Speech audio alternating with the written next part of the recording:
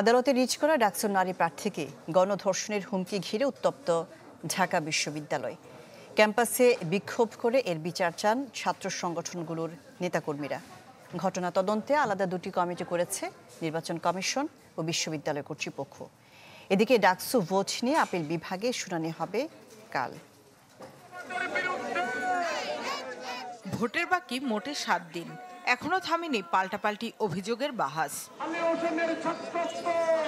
তেতে থাকা কড়াইয়ে নতুন করে ঘি ঢেলেছে আলী হোসেন নামে এক শিক্ষার্থী, যিনি সামাজিক যোগাযোগ মাধ্যমে উচ্চ আদালতে রিটকারী নারী প্রার্থীকে গণধর্ষণের হুমকি দেন।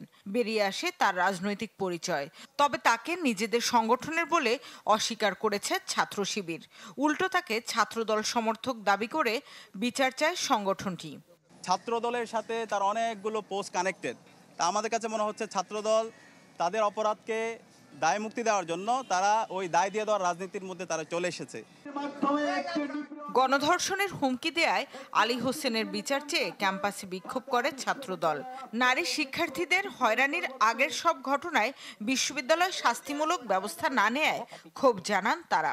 গণধর্ষণের পদযাত্রার ঘোষণা দিয়েছে ঢাকা বিশ্ববিদ্যালয় প্রশাসন এবং রাষ্ট্রীয় প্রশাসন, এখনো পর্যন্ত তার বিরুদ্ধে বিন্দু পরিমাণ কোনো ব্যবস্থা নেয়নি। এদিন লেজুর ভিত্তিক ছাত্র রাজনীতির বলয় থেকে বেরিয়ে নতুন রাজনৈতিক পাথেও বিনির্মাণের আশায় 11 দফায় ইশতেহার দেয় স্বতন্ত্র শিক্ষার্থী ঐক্য।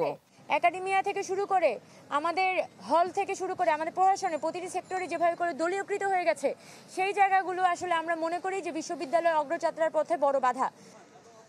বাকছার সমর্থিত প্যানেলের অভিযোগ, আত্মস্বীকৃত রাজাকারদের ঢাকা বিশ্ববিদ্যালয়ে নরমালাইজ করার অপতৎপরতা চালাচ্ছে ছাত্র শিবির।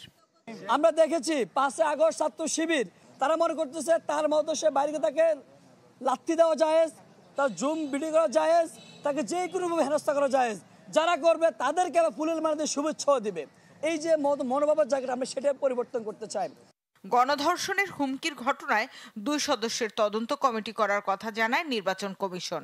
আমাদের জরুল হলের কোনো এক ছাত্র একটা খুব কি বলবো অসৌজন্যমূলক একটা কমেন্ট করেছে আমাদের কোনো এক প্রার্থী সম্পর্কে। সেটার বিষয়ে আমাদের প্রক্টোরিয়াল অফিস থেকে একটা তদন্ত কমিটি হয়ে গেছে অলরেডি। তার বিষয়ে এসএমটিতে হয়তো সিদ্ধান্ত আপনারা জানতে পারবেন কি হবে।